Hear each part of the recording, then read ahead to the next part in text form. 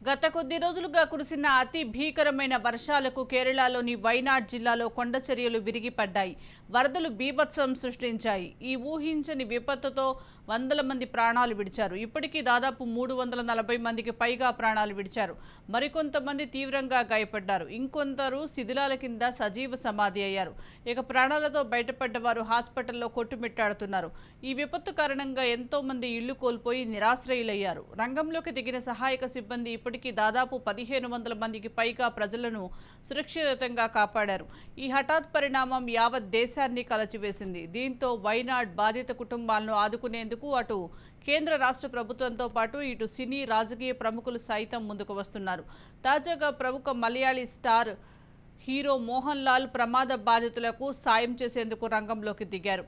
Territorial army base క్యాంప్కు చేరుకున్నారు. ఇందులో భాగంగానే మోహన్ లాల్ టెరిటోరియల్ ఆర్మీలో లెఫ్టినెంట్ కల్నల్గా వ్యవహరిస్తున్నారు. విపత్తు ప్రాంతాన్ని సైనికులతో కలిసి సందర్శించారు.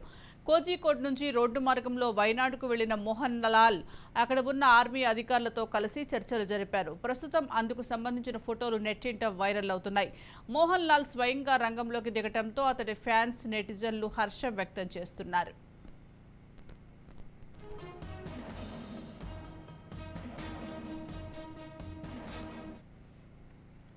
కాగా ఈ విపత్తు కారణంగా ఎంతో మంది తమ కుటుంబాన్ని, ఇళ్లను కోల్పోయారు. దీంతో అలాంటి వారికి సాయం చేసేందుకు సినీ ఇండస్ట్రీ కదలి వచ్చింది. ఇప్పటికీ చాలా మంది నటీనటులు కేరళ సీఎం రిలీఫ్ ఫండ్కు లక్షల్లో ఆర్థిక సాయం చేశారు. మలయాళీ స్టార్ హీరో ముమ్ముట్టి 25 లక్షలు సీఎం రిలీఫ్ ఫండ్కు అందించాడు. అలాగే అతడి కుమారుడు నటుడు దుల్కర్ సల్మాన్ 15 లక్షల రూపాయలు ఇచ్చాడు. ఇక ఫహాద్ ఫాజిల్, అతడి భార్య నజ్రియా కలిసి 25 లక్షల రూపాయలు అందించారు.